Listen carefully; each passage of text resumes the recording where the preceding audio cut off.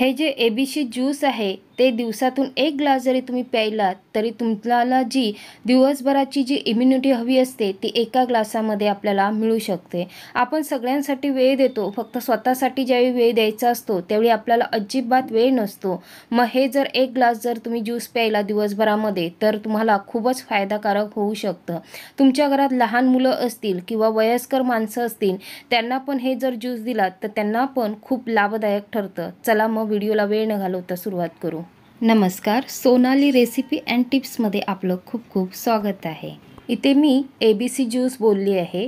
आता इथे बघाल तर ॲपलमधला A, बीटरूटमधला B आणि कॅरटमधला C। आता हे सफरचंद, गाजर आणि बीटपासून हे ज्यूस बनतं म्हणून त्याला मी ABC ज्यूस बोलली आहे।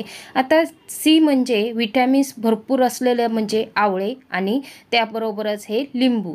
आता आपल्याला सगळं हे आपल्या आरोग्यासाठी खूपच महत्त्वाचं असतं।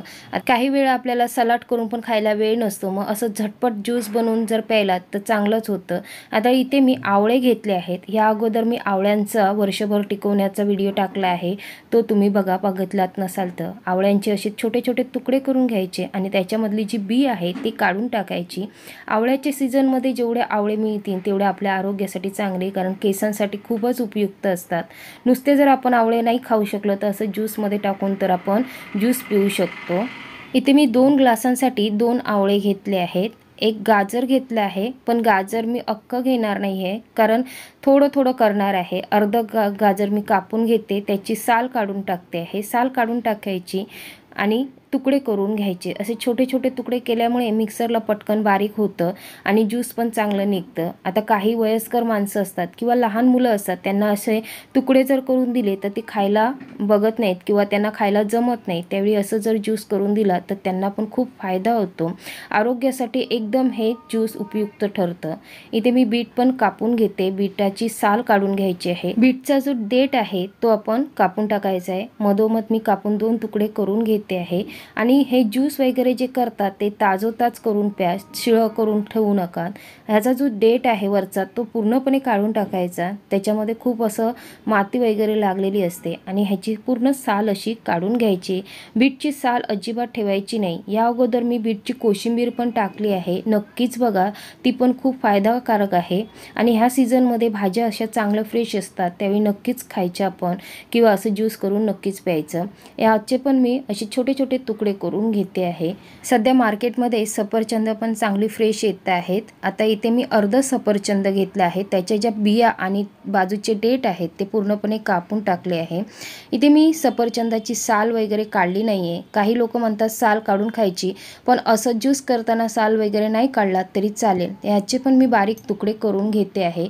असं सगळ्याचे तुकडे करून घ्यायचे म्हणजे मिक्सरला एकदम बारीक वाटलं जातं आणि आपल्याला ज्यूस पण चांगलं निघतं। आता हे सगळं मी मिक्सरला टाकून घेते। भांडं मोठंच घ्यायचं, छोट्या भांड्यामध्ये करायला गेला तर ते पटकन बाहेर येतं, त्यामुळे मोठं भांडं घ्यायचं, जे ज्यूसचं भांडं असतं तेच घ्यायचं।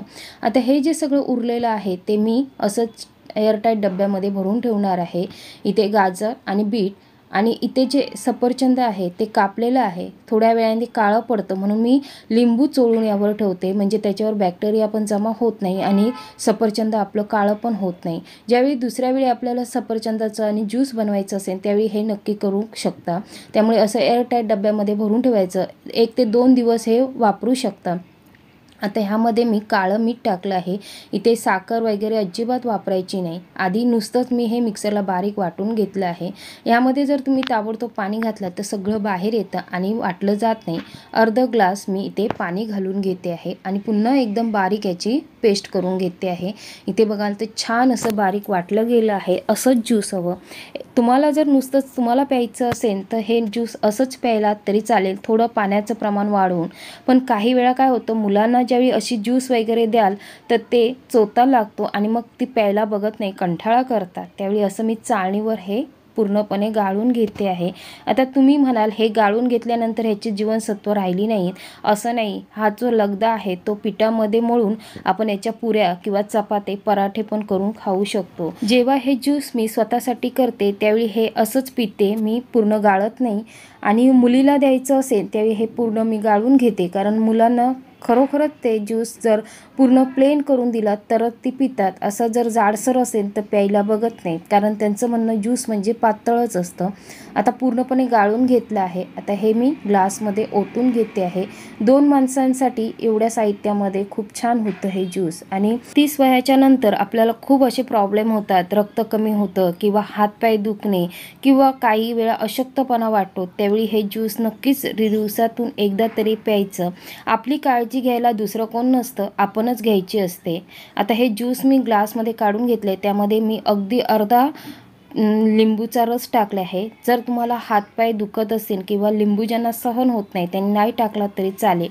आणि सजावटीसाठी मी इथे लिंबूचे स्लाइस लावले आहेत. सध्या काही लोक मॉर्निंग वॉकला जातात आणि तिथेच मिळालेलं असं ज्यूस पिऊन येतात आणि म्हणतात आम्ही ज्यूस प्यायलो, पण बघाल तर ते अनहायजेनिक असतं. ती फळं भाज्या कुठल्याही वस्तू धुतलेल्या नसतात स्वच्छ, आणि आपण तसंच पितो. आपल्याला चांगला फायदा न होता अजून तोटा होतो. त्यामुळे असं घरात प्यायला तर खूपच फायदा होतो. आता हा आमचा ज्यूसचा व्हिडिओ तुम्हाला कसा वाटला तो नक्की कमेंट करून सांगा. आवडला तर लाईक करा, खूप जणांबरोबर शेअर करा आणि नवीन असाल तर नक्की सबस्क्राईब करा. चला तर मग पुन्हा भेटू अशाच एखाद्या नवीन व्हिडिओमध्ये. तोपर्यंत खात रहा, मस्त रहा.